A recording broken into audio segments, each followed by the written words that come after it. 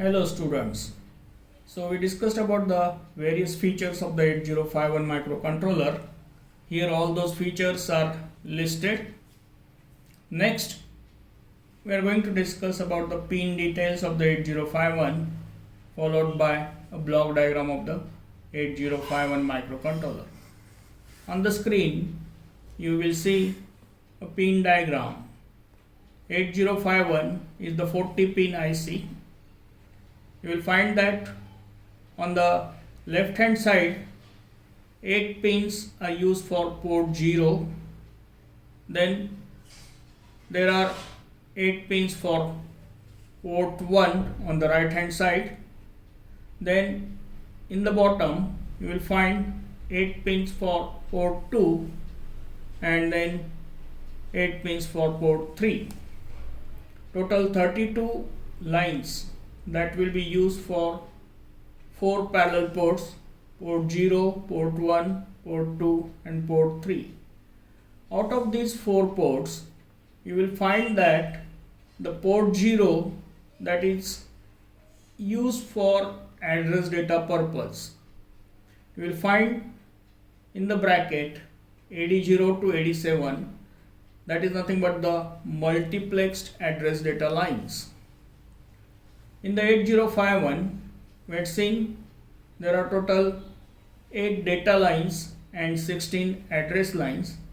So lower 8 lines of the address bus are available over here. However, the higher 8 lines of address bus that are available on port 2, you can find A8 to A15. So total A0 to A15, a 16-bit address bus that is available on port 0 and port 2. The address data lines are multiplexed in order to reduce the number of pins of the IC.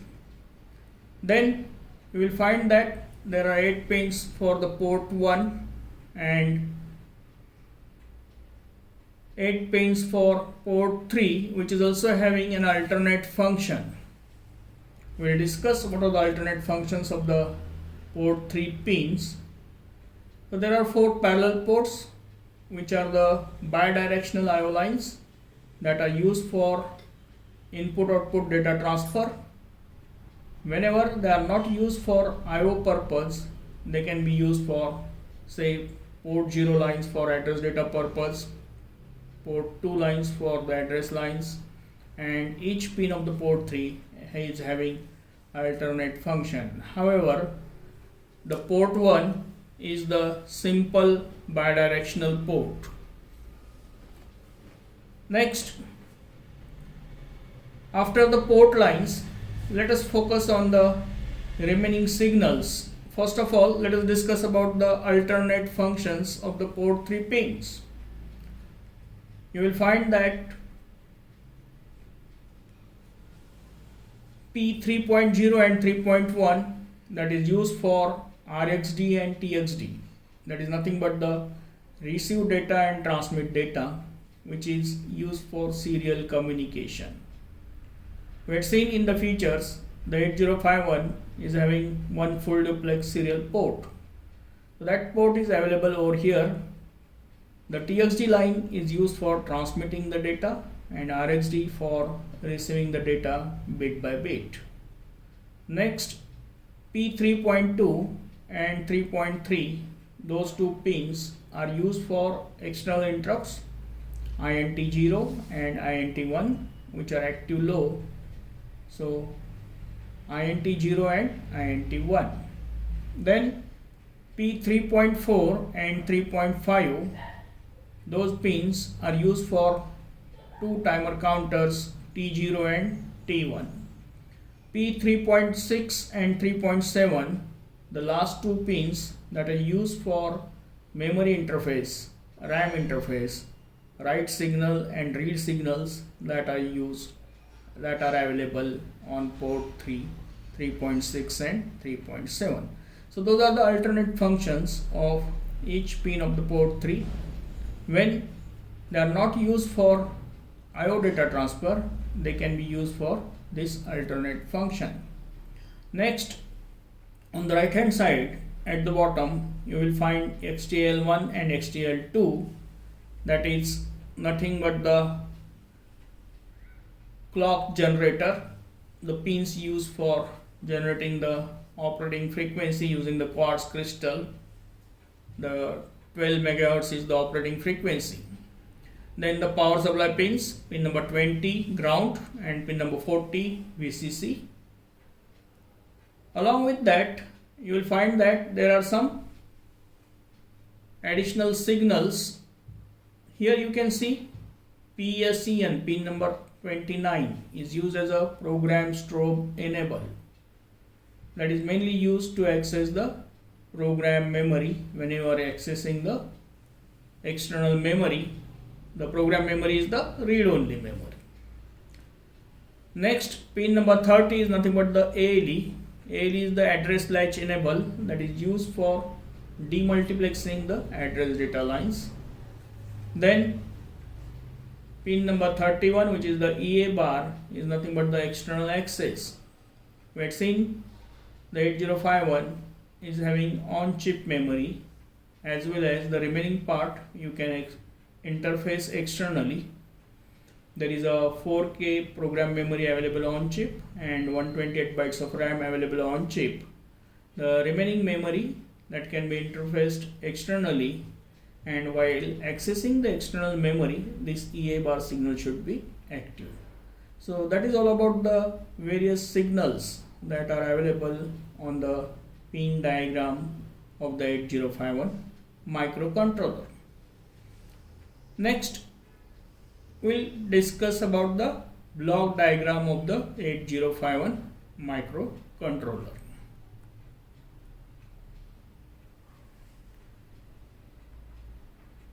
These are the various blocks. You can find on the top there is an interrupt control block, then memory, 4K on chip ROM, 128 bytes of RAM.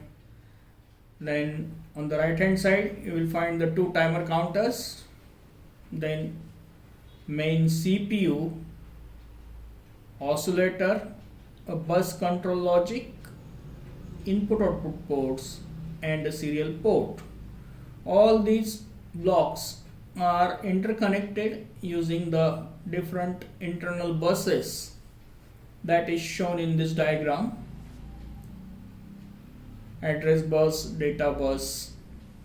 Address bus is unidirectional and data bus is bidirectional.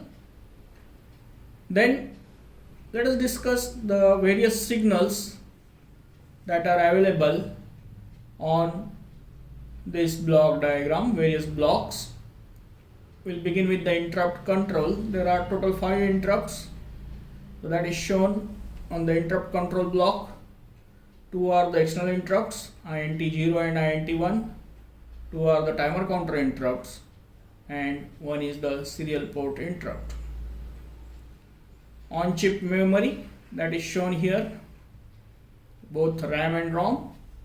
Then there are two 16-bit timer counters. The input for those timer counters is shown by these arrows.